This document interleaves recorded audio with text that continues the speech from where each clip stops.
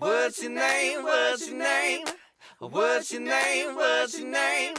What's your name? What's your name? What's your name?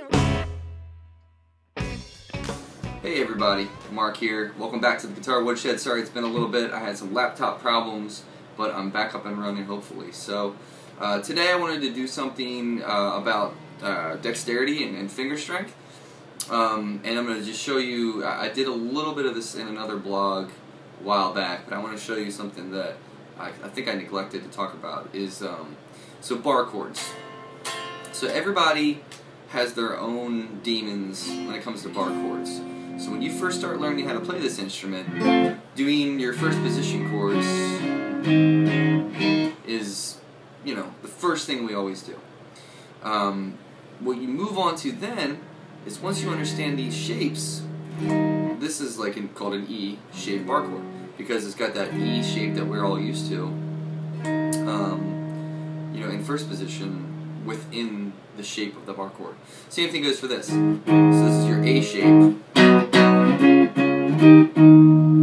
So a lot of times, I think, you know, what I learned when I first started playing guitar, before I got into bar chords, was my power chords. And the first thing that I learned was,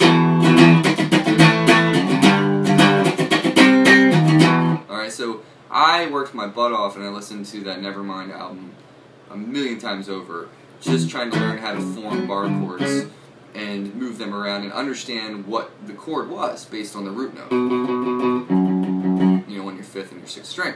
So, what I wanted to talk to you guys about is how do we get from playing these simple bar chords, or power chords I should say, and turn them into full, you know, major or minor bar chords. Well, requires some dexterity, requires some strength in your fingers that you got to work on.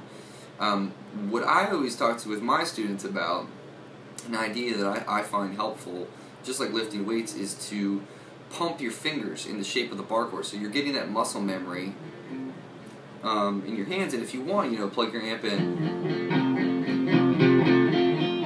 See how you can hear that major third?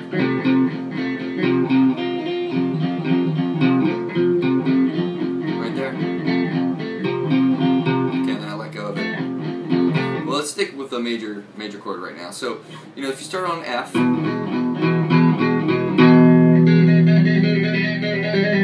being the operative note, that third right there, okay?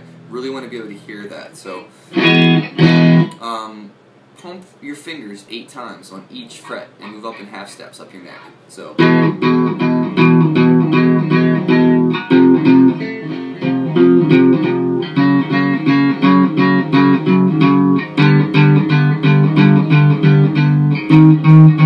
as you keep going up, you're inherently building strength in these fingers, okay, as you move up the neck. It's really important, and after a while you're going to find that if your hand starts to get fatigued, just stop, just like any other thing like lifting weights. You should stop, rest your fingers. But if you do that, you know, whatever, do it for 5 minutes, 10 minutes a day. If you're starting out and you're learning how to play these bar chords, it becomes a lot easier for your fingers to find the place that they're supposed to be on the neck. Okay, so you can go right to a B flat. Okay, your fingers know exactly what strings they need to be on, and so when you're pumping those fingers like that and they're landing on those strings, they're just so used to being in that shape, that close together, that spacing and everything will fall into place. There's that, and there's something else I talked about a while ago. If you didn't see, you can go back and check it out, but it's basically going across your fretboard.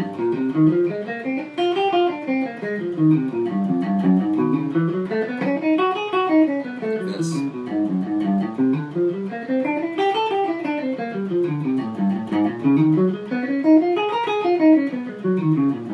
So, same thing. Half steps up and down the neck of your guitar, okay? What that does is work on your dexterity, and you can do different combinations of fingers.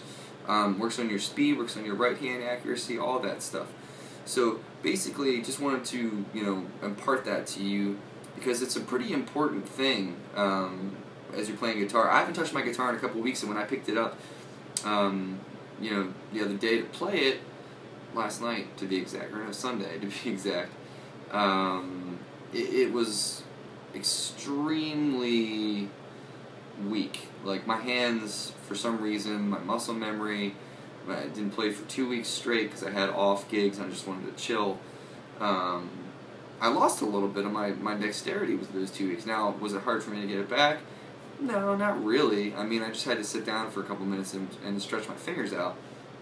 But we all go through that. So regardless of if you're a heavy player, you know, or you're just kind of a hobbyist, whatever it may be, you know, you want to keep your fingers limber and stretched and everything.